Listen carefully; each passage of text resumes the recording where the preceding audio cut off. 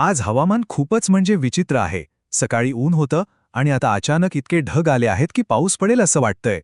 नमस्कार. AC parallel circuits नाव ऐकलं की अनेकांना वाटतं की बापरे किती अवघड असेल हे. पण खरं सांगू, अजिबात नाही. आज आपण हे RL, RC आणि अगदी RLC सर्किट्स इतक्या सोप्या पद्धतीने समजून घेणार आहोत की सगळं अगदी डोक्यात फिट बसेल. चला आपण थेट फायनल बॉस लेवलपासूनच सुरू करूया. हे बघा, संपूर्ण RLC parallel circuit, resistor, inductor, capacitor सगळे एकाच टीममध्ये. पहिल्यांदा बघितल्यावर वाटू शकतं की अरे देवा, हे काय गोडबंगाळ आहे. पण मी खात्री देतो, हे विश्लेषण संपेपर्यंत हे कोड तुमच्यासाठी अगदी सोपं असेल. तर मग खरा प्रश्न हाच आहे की या सर्किटचं विश्लेषण करायचं तरी कसं? कारण इथं करंटचे 3 वेगवेगळे रस्ते आहेत आणि प्रत्येक रस्त्याचा स्वभाव वेगळा आहे. म्हणजे इथं साधी बेरीज तर अजिबात चालणार नाही. मग करायचं काय? काळजी करू नका. आपण कुठल्याही मोठ्या समस्येचं काय करतो, तिचे छोटे छोटे तुकडे करतो, बरोबर? आपणही अगदी तेच करणार आहोत. या गुंतागुंतीला सोपं बनवूया. प्रत्येक घटक स्वतंत्रपणे समजून घेऊ आणि मग शेवटी हे सर्व तुकडे पुन्हा एकत्र जोडू. चला तर मग सुरू करूया अगदी मुळापासून. कोणत्याही पॅरलल सर्किटचं विश्लेषण करायला जाण्याआधी एक सुवर्ण नियम किंवा गोल्डन रूल समजून घेणं खूप खूप महत्त्वाचं आहे. एकदा का हा नियम तुमच्या लक्षात आला ना, की पुढचा सगळा प्रवास अगदी सोपा होऊन जाईल. आणि तो नियम हा आहे, पॅरलल सर्किटमध्ये प्रत्येक ब्रँचला मिळणारा व्होल्टेज हा अगदी सारखा असतो, तो बदलत नाही. पण करंटचं तसं नाही. टोटल करंट म्हणजे सगळ्या ब्रँचमधल्या करंटची बेरीज. हे खरं आहे, पण इथे एक मोठा ट्विस्ट आहे. एसी सर्किटमध्ये आपण सरळ सरळ 2+2=4 अशी बेरीज नाही करू शकत. का? कारण हे करंट्स वेगवेगळ्या वेळी वेगवेगळ्या दिशेने धावत असतात, ज्याला आपण आउट ऑफ फेज म्हणतो. म्हणूनच त्यांची बेरीज करताना त्यांच्या दिशांचाही विचार करावा लागतो, म्हणजेच वेक्टर बेरीज करावी लागते. चला आता आपल्या पहिल्या सर्किट कॉम्बिनेशनकडे वळूया. RL पॅरलल सर्किट म्हणजे एका रेझिस्टरसोबत एक इंडक्टर जोडलेला आहे. बघूया तरी हा इंडक्टर काय करतो ते. हे बघा या डायग्राममध्ये. मुख्य करंट म्हणजे आपला टोटल करंट येतो आणि जंक्शनवर 2 रस्त्यांमध्ये विभागला जातो. काही करंट जातो रेझिस्टरच्या मार्गाने, त्याला आपण म्हणूया IR, आणि उरलेला जातो इंडक्टरच्या मार्गाने म्हणजे IL. पण एक गोष्ट लक्षात घ्या, दोन्ही रस्त्यांवरचा व्होल्टेज मात्र सेम टू सेम आहे. आता इथून पुढे खरी गंमत सुरू होते. रेझिस्टरमधून जाणारा करंट एकदम शिस्तबद्ध आहे, तो व्होल्टेजच्या बरोबर सोबत चालतो, म्हणजे इन फेज असतो. पण इंडक्टर, तो जरा आळशी आहे. तो करंटला मागे खेचतो, म्हणजे व्होल्टेज पुढे निघून जातो आणि करंट 90 अंशांनी मागे राहतो. यालाच आपण म्हणतो लॅगिंग. लक्षात ठेवा, इंडक्टर म्हणजे लॅगिंग. हेच आपल्याला या वेक्टर डायग्रॅममध्ये दिसतंय. बघा, आडवी रेषा म्हणजे आपला व्होल्टेज, तो आपला रेफरन्स आहे. रेझिस्टरचा करंट IR बरोबर त्याच रेषेवर आहे, कारण तो सोबत चालतोय. पण इंडक्टरचा करंट IL, तो बघा 90 अंशांनी खाली आहे, कारण तो मागे पडलाय, लॅग करतोय. आणि मग टोटल करंट कुठे असेल? तो या दोघांच्या मधून जाणारा कर्ण आहे, जो आपण पायथागोरस प्रमेय वापरून सहज काढू शकतो. आता पॅरलल सर्किट्सबद्दल बोलताना ॲडमिटन्स हा शब्द नेहमी येतो.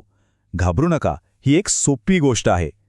ॲडमिटन्स म्हणजे इम्पिडन्सच्या अगदी उलट. इम्पिडन्स म्हणजे करंटला होणारा विरोध, तर ॲडमिटन्स म्हणजे करंटला किती सहजतेने वाहू दिलं जातं. म्हणजे इम्पिडन्स जास्त तर ॲडमिटन्स कमी. सोपं आहे नाही का? बरं, इंडक्टरची गंमत तर आपण बघितली. आता टीममधल्या दुसऱ्या खेळाडूला भेटूया. इंडक्टरला थोडा वेळ बाजूला ठेवून आता सर्किटमध्ये कपॅसिटरला आणूया. पाहूया RC सर्किटमध्ये नेमकं काय वेगळं घडतं. सर्किटची रचना बघा, अगदी ओळखीची वाटते ना? कारण ती RL सर्किटसारखीच आहे. फरक फक्त एवढाच की इंडक्टरच्या जागी आता कपॅसिटर आहे. इथंही मुख्य करंट येतो आणि 2 भागांत विभागला जातो. एक रेझिस्टरकडे IR आणि दुसरा कपॅसिटरकडे म्हणजे IC. इथेही आपला रेझिस्टर शिस्त मोडत नाही. त्याचा करंट IR व्होल्टेज सोबतच राहतो. पण कॅपॅसिटरचा स्वभाव इंडक्टरच्या अगदी उलट आहे. तो खूप उत्साही आहे. तो करंटला व्होल्टेजच्या 90 अंश पुढे ढकलतो. म्हणजे काय, तर करंट आधी पोचतो आणि व्होल्टेज त्याच्या मागे येतो.